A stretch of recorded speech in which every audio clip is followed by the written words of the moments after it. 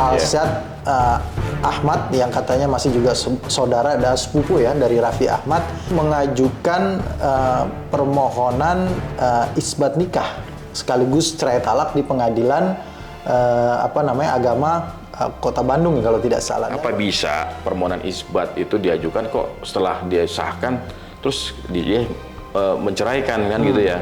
Pernikahan Alsyad dengan Nisha ini kan sebelumnya memang dalam keadaan kondisi ini disebutkan dalam permohonannya bahwa telah hamil dalam posisi hamil 8 bulan ya. Apakah kemungkinan ini juga dalam rangka untuk pengakuan terkait dengan anak yang dilahirkan?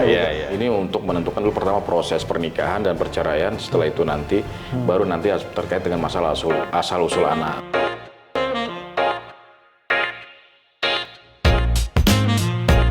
Assalamualaikum warahmatullahi wabarakatuh. Kembali lagi di YouTube channel Halo Pengacara. Apa kabarnya sahabat Halo Pengacara? Semoga baik-baik saja ya. Dan pada kesempatan kali ini kembali Halo Pengacara akan memberikan informasi dan juga ulasan hukum terkait dengan munculnya isu-isu hukum yang viral di masyarakat yang menjadi perbincangan hangat baik di media sosial maupun di media massa.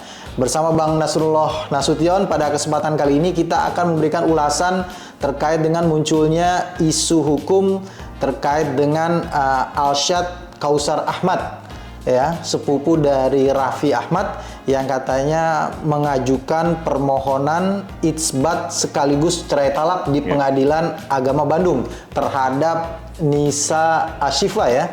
Dan sebelum kita melanjutkan video ini atau menonton video ini, jangan lupa dukung Halo Pengacara dengan memberikan like, komen, dan juga subscribe YouTube channel Halo Pengacara. Dan jangan lupa nyalakan juga lonceng supaya selalu mendapatkan notifikasi terbaru dari video-video Halo Pengacara. Bang Nasrul, ini ramai diberitakan dan sedang viral juga ini ada seorang public figure ya, Alsyad Ahmad yang katanya masih juga saudara dan sepupu ya dari Raffi Ahmad, YouTuber lah ya gitu ya, yang ramai diberitakan itu mengajukan permohonan isbat nikah sekaligus cerai talak di pengadilan agama Kota Bandung kalau tidak salah. Dan ternyata juga berdasarkan keterangan dari pihak pengadilan agama dibenarkan memang ada permohonan tersebut.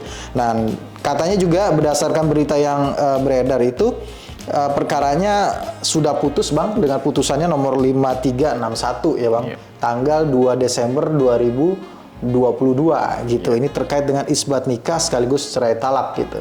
Nah, yang jadi pertanyaan kita ini kan disclaimer dulu nih Bang. Kita tidak membicarakan terkait dengan personalnya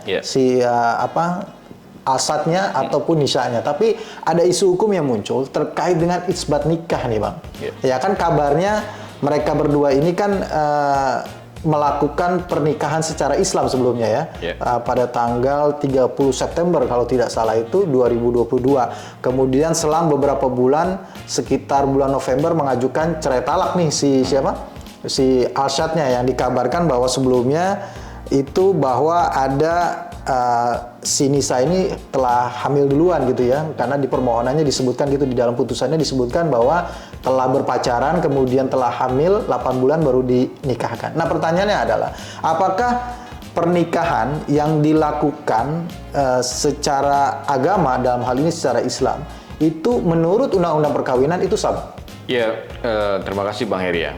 Ini isu publik yang menarik ya, karena ini jarang untuk dibicarakan isunya, bukan orangnya ya. Apa tuh isbat, apakah bisa isbat sekaligus dengan cerai gitu ya. Terus kenapa harus isbat dan seterusnya. Kalau kita lihat dari kronologisnya ya, dari yang apa ada di putusan ada ya. putusan ya. Tadi kan Bang Heri bilang kita akan mendisklaimer, tidak akan membahas lebih jauh tentang personal terhadap pihak-pihaknya, karena juga di putusan itu tidak menyebut nama ya XXX gitu kalau nggak salah, nick gitu ya, XXX gitu ya. Artinya kalau dari nomornya ya itu ya, tapi dari nama yang tadi kita sampaikan disamarkan.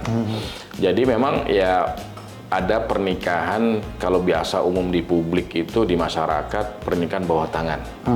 Siri bang ya? Nah, siri gitu ya.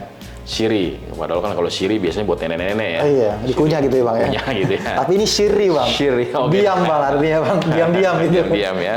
Nah, dari pernikahan itu akhirnya untuk mendapatkan pengesahan oleh negara kan gitu ya, maka dibutuhkanlah tadi proses yang namanya isbat, ya kan?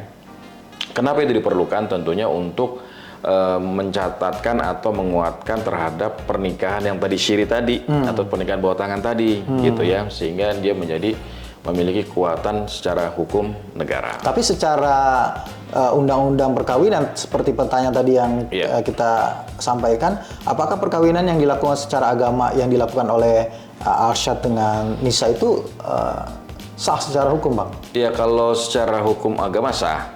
Nah makanya untuk mendapatkan pengesahan oleh negara, maka perlu adanya isbat. Oke. Nah isbat nikah itu. Isbat itu berarti permohonan yang kita ajukan, gitu ya? Permohonan kita ajukan. Nah untuk kan kalau yang menarik ini isbatnya hanya seorang yang datang nih, pemohon saja.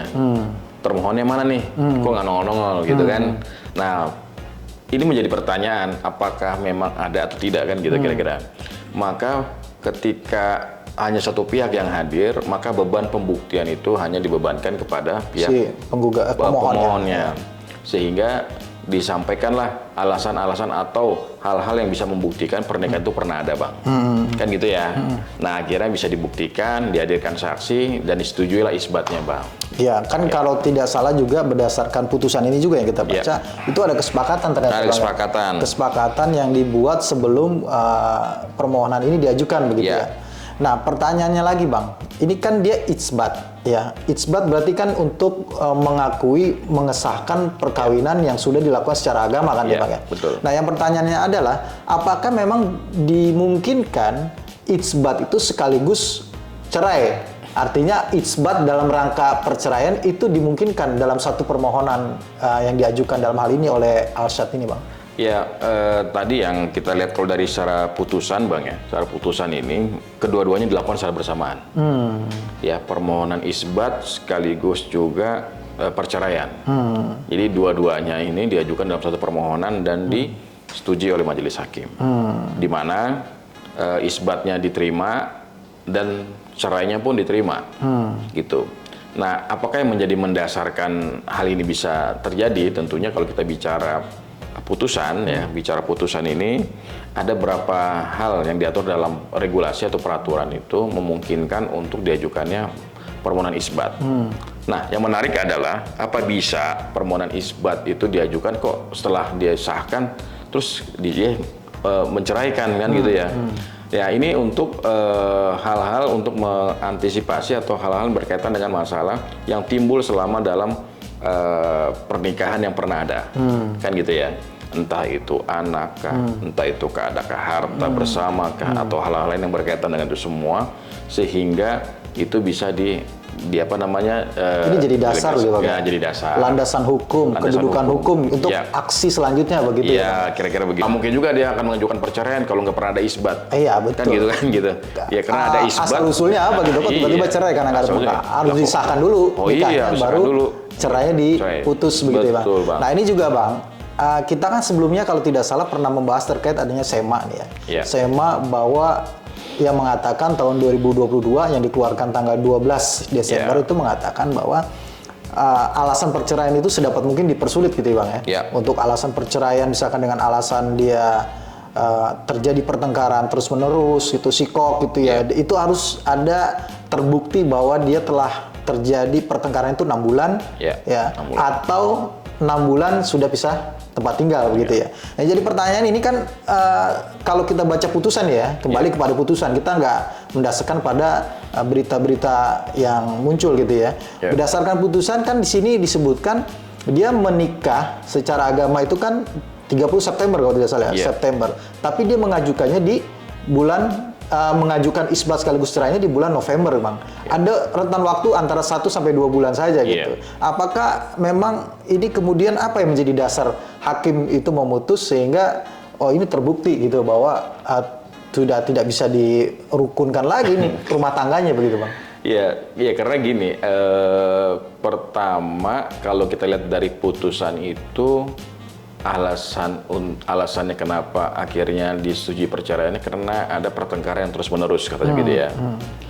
Persoalannya adalah pihak yang satu tidak hadir untuk melakukan pembelaan kah, ataukah melakukan apa semacam perlawanan kah gitu ya, sehingga putusan ini dibuat first take ya kalau tidak salah ya, putusannya first take artinya tidak dihadiri oleh pihak tergugat atau termohon maksud saya, tidak dihadiri oleh pihak termohon. Nah, ini cukup menarik memang kalau secara regulasi kan memang secara SEMA itu mengatur tadi batasan waktu dan hal yang menjadi dasar sehingga tidak mudah untuk melakukan perceraian. Tapi memang lagi-lagi bicara lagi secara fakta hukum di lapangan Bang ya. Bagaimana hubungan suami istri ini ya tentunya sudah tidak harmonis. Tidak harmonis, salah satu pihak sudah tidak menginginkan ini hubungan rumah tangga sehingga tujuan dari rumah tangga yang sakinah mawaddah warahmah itu tidak akan tercapai. Biasanya begitu alasan-alasan umum sih biasanya gitu, Bang. Tapi kalau dilihat dari putusan sih sebenarnya, bisa juga Bang, karena ini putusannya baru sebelum terbitnya SEMA ya. Jadi dasar SEMA itu belum bisa digunakan. Gitu, tidak. 2 Desember 2022 SEMA tanggal berapa? Tanggal 12. Tanggal 12, beda 10 hari begitu ya. Iya. Ini yang terakhir nih Bang, mungkin jadi pertanyaan juga. Ini kan tadi Abang bilang ini ada kaitannya kemungkinan dengan aksi-aksi hukum selanjutnya. Apakah itu terkait dengan harta bersama atau terkait dengan anak. Nah, menurut informasi bahwa dari pernikahan Alshad dengan Nisha ini kan sebelumnya memang dalam keadaan kondisi ini disebutkan dalam permohonannya bahwa telah dalam posisi hamil 8 bulan ya. Dalam posisi hamil 8 bulan kemudian dinikahi oleh Alshad secara agama Islam, kemudian cerai begitu ya. Nah, pertanyaannya apakah kemungkinan ini juga dalam rangka untuk pengakuan terkait dengan anak yang dilahirkan gitu. Nah, kalaupun demikian kenapa ini harus tidak dimasukkan dalam satu gugatan gitu Bang? Apakah ada ketentuan yang memang tidak bolehkan dalam satu permohonan? Memang ada ketentuan yang itu untuk terkait dengan pengakuan anak ya, itu dalam suatu permohonan berbeda Bang. Jadi dalam permohonan tersendiri asal-usul anak untuk asal-usul anak itu harus diajukan secara berbeda. Nah, kenapa ini tidak bisa dijadikan satu? Karena ini untuk menentukan dulu pertama proses pernikahan dan perceraian, setelah itu nanti baru nanti terkait dengan masalah asal-usul anak kayak gitu kira-kira. Nah, yang jadi menarik adalah bagaimana nanti terkait dengan nasabnya Bang, kan gitu ya. Tapi itu nanti kita bahas gitu ya. Tapi yang menarik juga adalah ini yang mengajukan adalah Alshadnya loh Bang. Biasanya kan terkait dengan kepentingan anak yang dilahirkan itu kan biasanya yang kita temukan itu adalah istrinya gitu. Dalam hal ini Nisanya ya. Apakah tadi mungkin karena sudah ada kesepakatan bersama? Mungkin itu Bang. Karena ada kesepakatan bersama, kemudian hanya salah satu pihak aja yang mengajukan gitu. Yang satu pihaknya tidak usah hadir gitu. Untuk mempercepat prosesnya, jadi disepakati salah satu pihak yang hadir, yang mengajukan, yang lainnya mungkin juga dalam kondisi tertentu atau ada kesepakatan antara mereka agar proses ini tidak terlalu berlarut, karena semuanya sudah sepakat, sudah setuju, tidak ada hal lain yang perlu dibuktikan atau dibantah dan seterusnya, sehingga mungkin kesepakatannya ini Bang. Mungkin itu ya. Kita sih bersyukur ya kalau memang itu ada proses seperti itu ya, artinya kan terlindungilah hak-haknya Nisa selaku perempuan begitu dan anaknya tentunya di kemudian hari. Demikian Bang Nasrul, terima kasih atas waktunya dan juga ulasannya.